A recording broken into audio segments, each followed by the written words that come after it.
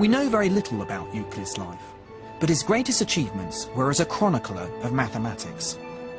Around 300 BC, he wrote the most important textbook of all time, the Elements. In the Elements, we find the culmination of the mathematical revolution which had taken place in Greece. It's built on a series of mathematical assumptions called axioms. For example, a line can be drawn between any 2 points. From these axioms, logical deductions are made and mathematical theorems established. The Elements contains formulas for calculating the volumes of cones and cylinders, proofs about geometric series, perfect numbers and primes. The climax of the Elements is a proof that there are only 5 Platonic solids. For me, this last theorem captures the power of mathematics.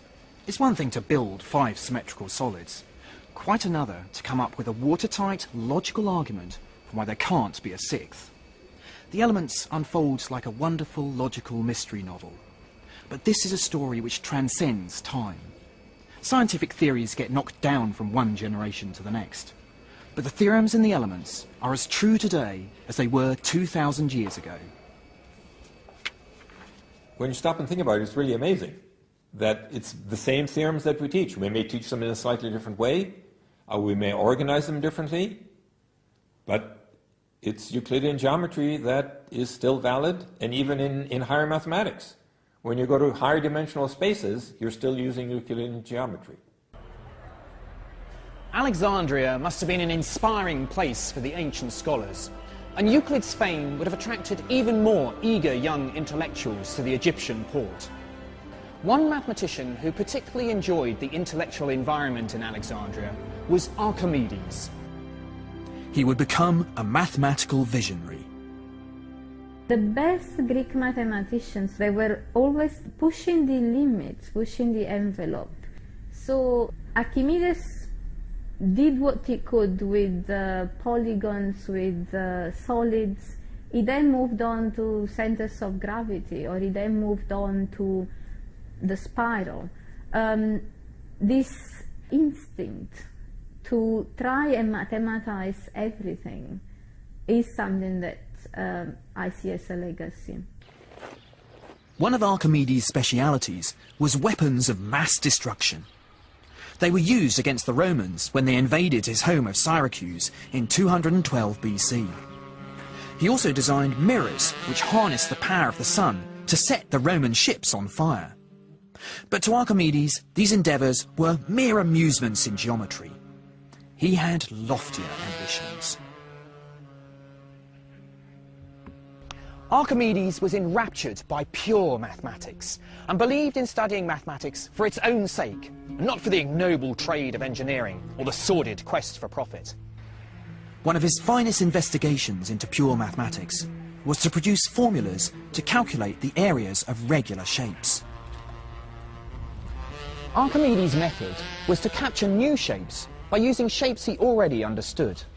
So, for example, to calculate the area of a circle, he would enclose it inside a triangle, and then by doubling the number of sides on the triangle, the enclosing shape would get closer and closer to the circle. Indeed, we sometimes call a circle a polygon with an infinite number of sides. But by estimating the area of the circle, Archimedes is in fact getting a value for pi, the most important number in mathematics. However, it was calculating the volumes of solid objects where Archimedes excelled. He found a way to calculate the volume of a sphere by slicing it up and approximating each slice as a cylinder. He then added up the volumes of the slices to get an approximate value for the sphere. But his act of genius was to see what happens if you make the slices thinner and thinner. In the limit, the approximation becomes an exact calculation.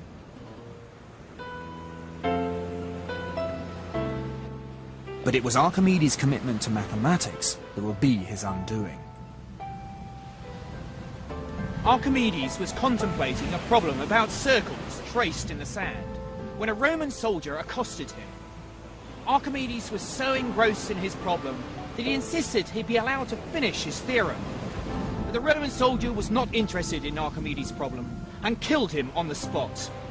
Even in death, Archimedes' devotion to mathematics was unwavering.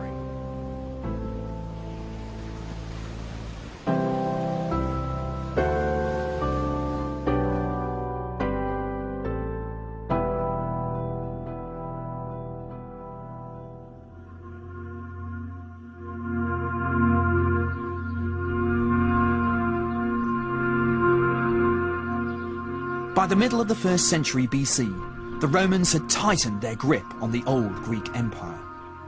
They were less smitten with the beauty of mathematics and were more concerned with its practical applications. This pragmatic attitude signalled the beginning of the end for the great library of Alexandria. But one mathematician was determined to keep the legacy of the Greeks alive. Hypatia was exceptional, a female mathematician, and a pagan in the piously Christian Roman Empire. Hypatia was very prestigious and very influential in her time. She was a teacher with a lot of students, a lot of followers. She was politically influential in Alexandria. So it's this combination of high knowledge and high prestige that may have made her a figure of hatred for the Christian mob.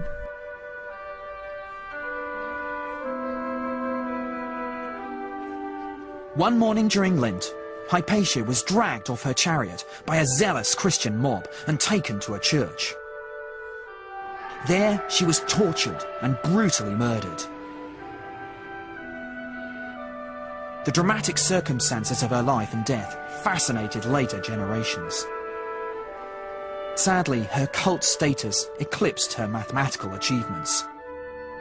She was in fact a brilliant teacher and theorist, and her death dealt a final blow to the Greek mathematical heritage of Alexandria.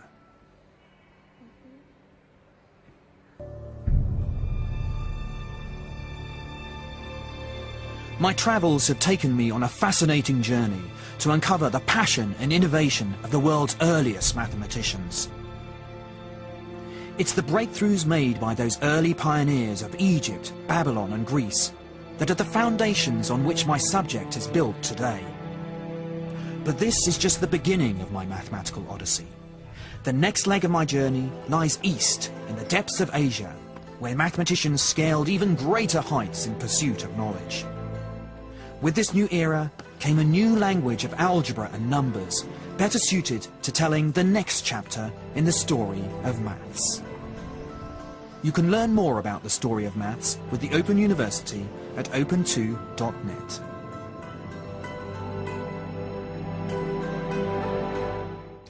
And the story of maths continues at the same time next week. To have your say about tonight's programme or to sign up for our weekly newsletter, visit the BBC4 website. Next tonight, heading over the pond for a masterclass in dirty tricks.